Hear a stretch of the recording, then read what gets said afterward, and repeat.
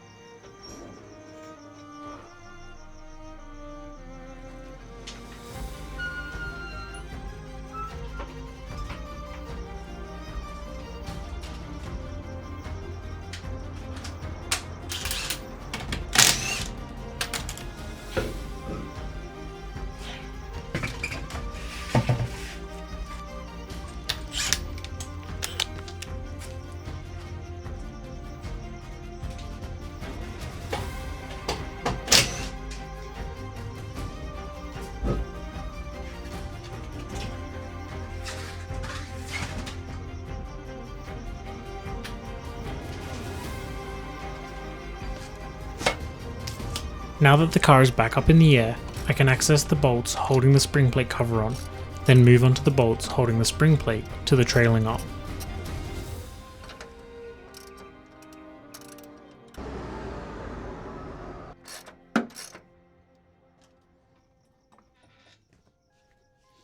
Take note of the time here. My watch says 23:48. Let's see how long I fight this trailing arm for.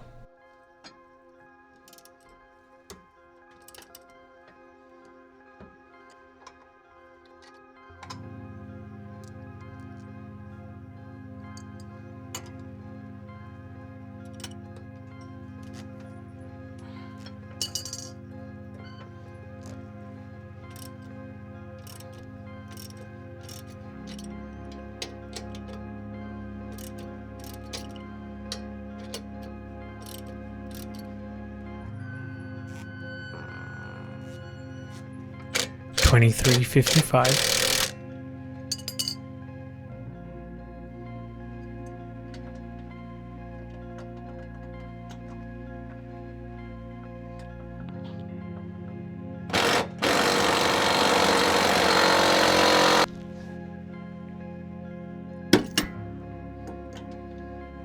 Seven minutes past midnight, and then the inevitable happened. Unfortunately, the bottom bolt was just spinning and I really wasn't able to get the nut off, so we met the angle grinder.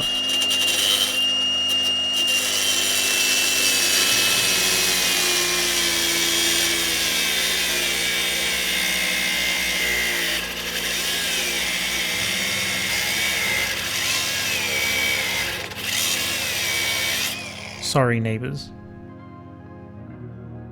After that little hiccup, I heated up the bushing in the spring plate cover so that it made light work of removing the cover itself.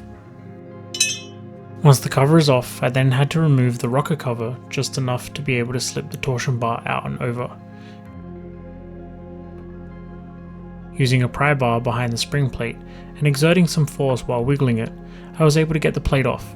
Once the plate was off of the torsion bar, I could then remove the torsion bar completely from the car.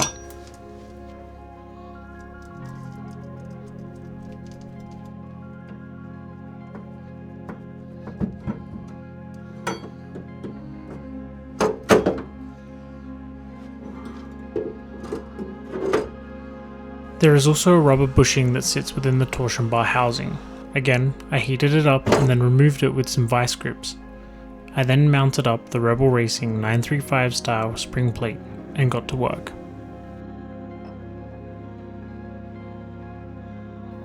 So it's kind of late.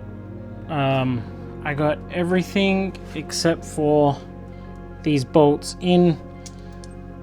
I have to take this with me to Home Depot tomorrow. I am also going to TRE first thing in the morning, so I might see if they've got one that, basically to see if they've got this that I can purchase. I've christened it with some blood. Nice. But this now has no more torsion bars. I still have to do this, which I can do now pretty quickly before I head inside, but I think I just need to get to sleep. I'm really tired. He did in fact not go to sleep. Instead, I repeated everything on the other side. I then painstakingly spent way too long reinstalling the rocker covers and finally went to bed, knowing full well that I had cut a bolt and was running out of time to get the car ready for air water.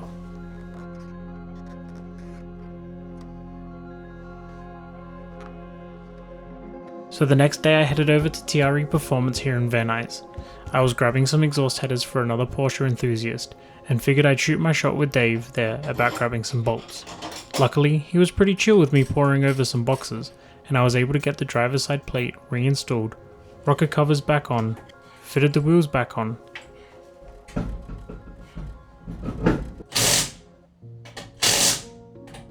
and got it on the floor.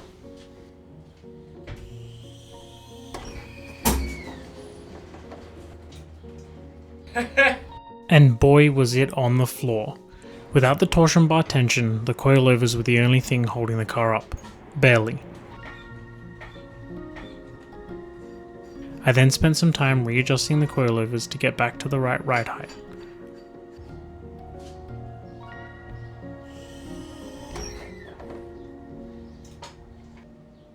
I reversed the car out,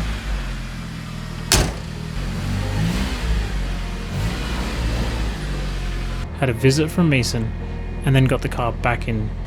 Unfortunately, the camber change now had the passenger rear wheel touching the coolant hoses.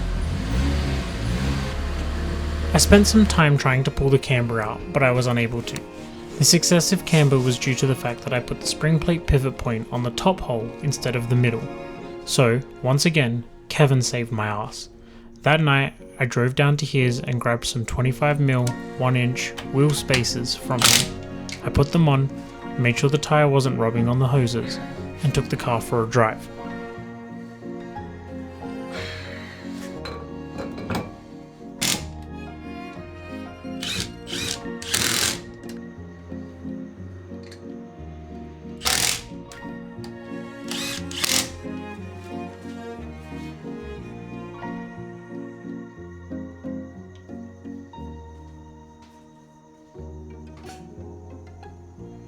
I have never felt such a twitchy car before. I got to about 12 miles per hour and the car just wanted to drive into the curb. I drove the car back in silence, very slowly. I was out of time. I was annoyed. Mark from CSF was in town for air water and I was supposed to drive the 911 down there.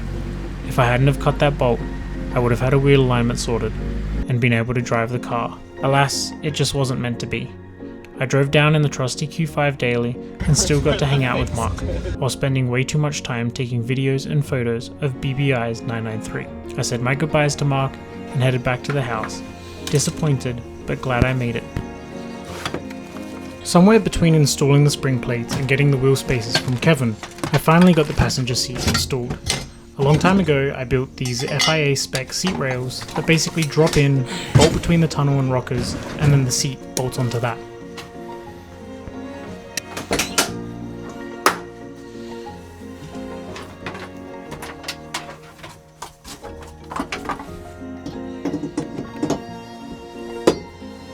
I mocked up the rails and realised I needed to make some more modifications since welding in the pads.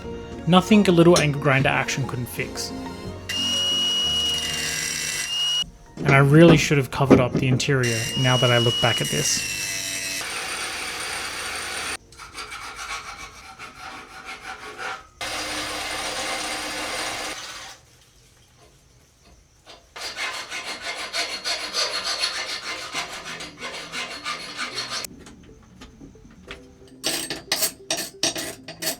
I only had the red NRG seat, so that was what I was going to install.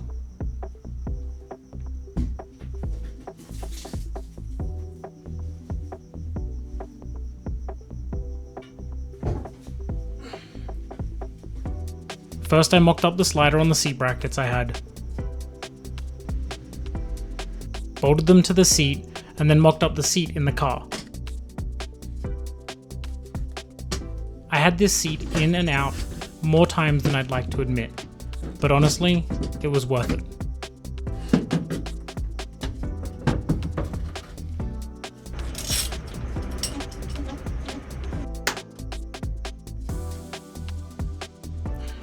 Taking my time with something like this is not usually what I do, but this time I really wanted to make sure that this was built in a way that was super safe because it's the passenger seat, and hopefully my kid will sit in here.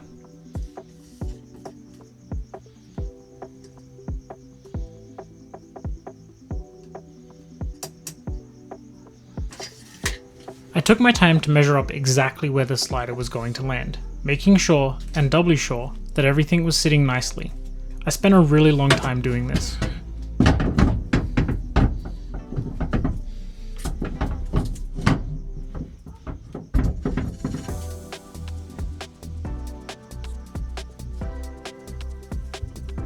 Once I was happy, I marked where the slider sat on the rails. It was really cool to finally see a seat in the passenger position for the first time in a really long time.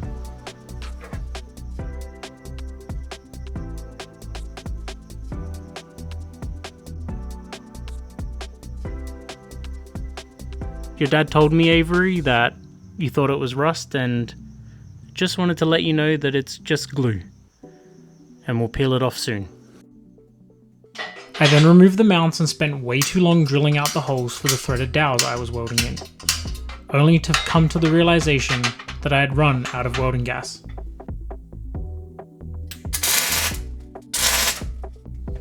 Today has been an absolutely brutal day and I'm packing it in, but we just ran out of welding gas, and throw that on top of all the other shit that happened today, I'm just gonna go to bed. So the next day, I went and grabbed a new bottle and got right back into it, welding in all 4 threaded dowels and making sure everything was solidly mounted.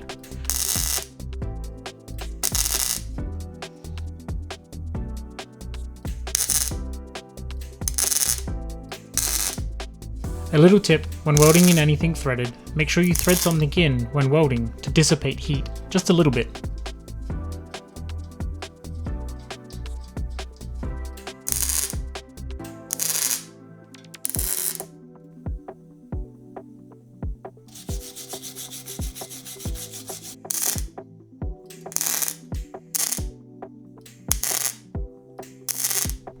They might not be the prettiest welds, but they sure are strong.